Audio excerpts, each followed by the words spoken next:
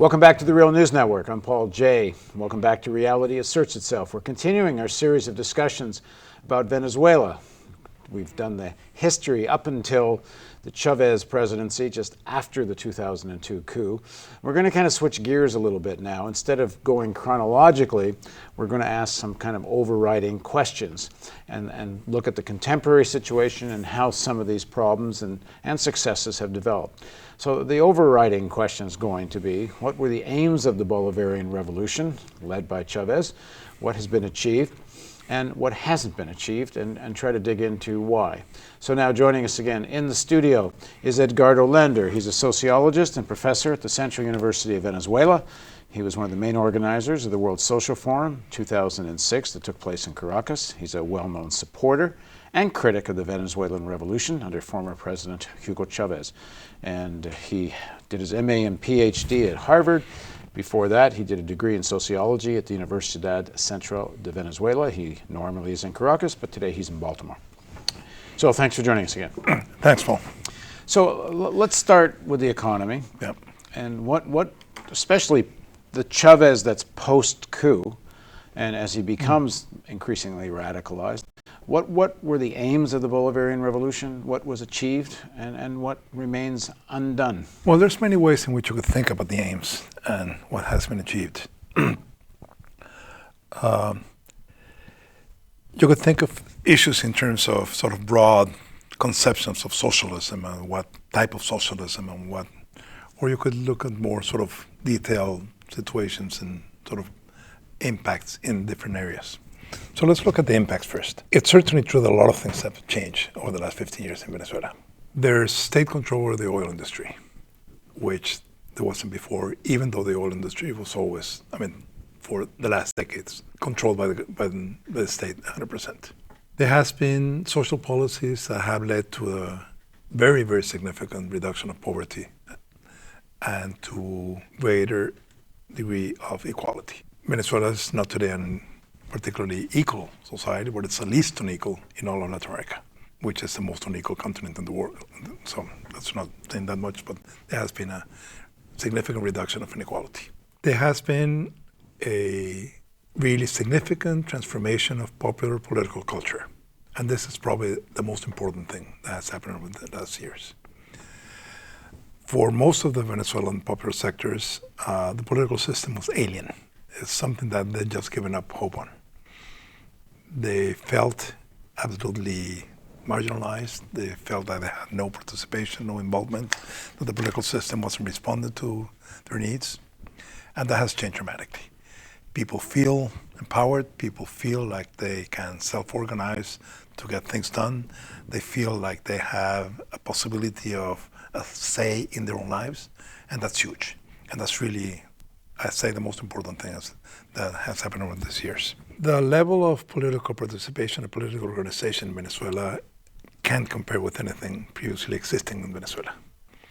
There's a widespread level of grassroots organizations around health, around water, around educational issues. Those are all huge gains. From a more broader Latin American perspective, the Venezuelan process has had a huge impact. It has led to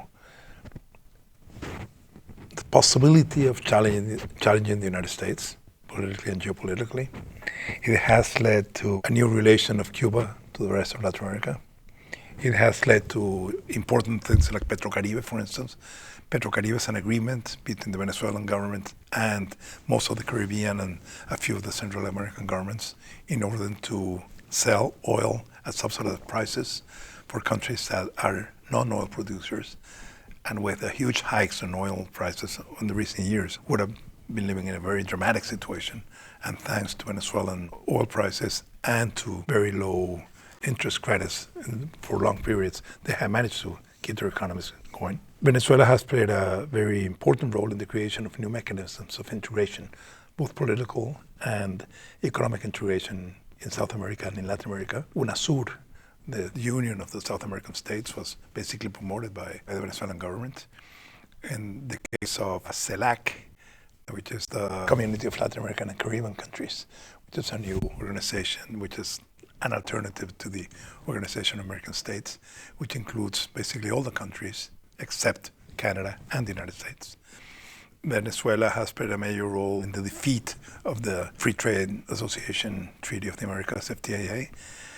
Venezuela played a leading role in this sort of shift to the left that made new constitutions in Bolivia and Ecuador possible. So a lot of things have happened that are due to the transformations that began in Venezuela, which probably began with the Caracazo, as we said before, when sort of the first big popular reaction against neoliberal policies in the continent. But there's a lot of things that haven't changed. And I say that the main thing that hasn't changed is the structure of the Venezuelan economy, the rentier state, and the fact that the whole of the Venezuelan society and economy is based on oil. Not only hasn't it changed, but dependence on oil has increased. As a consequence both of the rise in prices of oil and diminishing levels of exports of non-oil, the proportion of oil in Venezuelan exports has come from something like 68% to 96%, which is the current level. So this is a level of dependency on oil that we've never had before. There's many arguments that can be made in terms of the relation between the aims of the Bolivarian Revolution and this oil-based model. And from my perspective, there are not only tensions, but structural contradictions between the aims of the Bolivarian Revolution and the preservation of this oil structure. These basic contradictions would be the following. In the first place, if you're talking about participatory democracy and grassroots organizations and communal state and all sorts of forms of alternative to the representative democracy and sort of liberal forms of democracy, you need to have a productive base for these forms of organization. You can't have a transformation of the political system that only occurs in the polity area. It needs a dimension at the economy, at the productive level. Otherwise, people get organized, they decide what they want to do with their life, they want the plans, what are the investments, etc., and then have to stretch their hands and get the sources from the state, which of course conditions the resources in terms of government policies, not in terms of what the communities might decide. So there's a huge contradiction between this sort of expansion of forms of participation and forms of popular organization and the fact that there's no productive base that corresponds to these alternative forms of organization. That's one enormous issue. There's also the fact that one of the main issues in the Constitution is food sovereignty. You can't have food sovereignty if you have a situation in which this oil structure leads to such an overvalue in the currency that it's cheaper to import anything than to produce it in Venezuela. So the dependency on food imports is today as big as ever. And even when the government spends millions and millions of dollars to try to increase agricultural production, whenever there's a conflict of some scarcity or something, they immediately import massively, say, frozen chicken from Brazil, say. And that completely undermines the possibility of creating a chicken industry in the country. That sort of thing happens all the time. There's also the issue of the... Let me ask you a question about that first.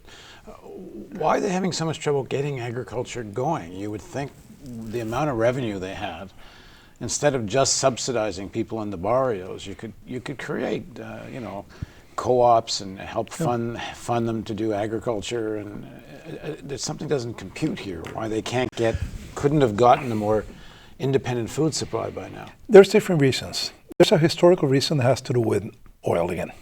Agricultural culture in Venezuela was destroyed by oil.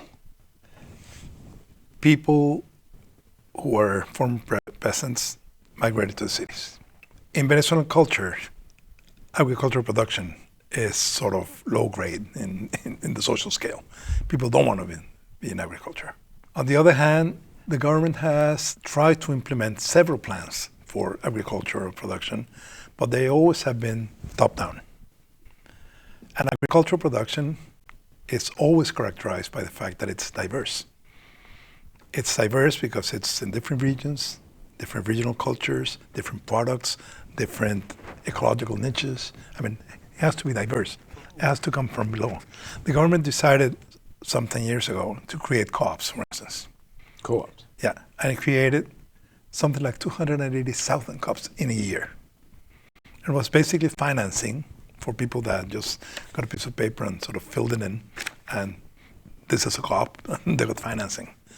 And I don't know, 95% of them disappeared within a couple of years. Why? Because a co-op is not something you can just create with financing. A co-op is something that requires people's involvement, some educational purpose, some outreach to the community. I mean, there's a whole sort of philosophy and sort of type of practice that's involved in a co-op. Please join us for the continuation of Reality Asserts Itself on the Real News Network with Edgardo Lender.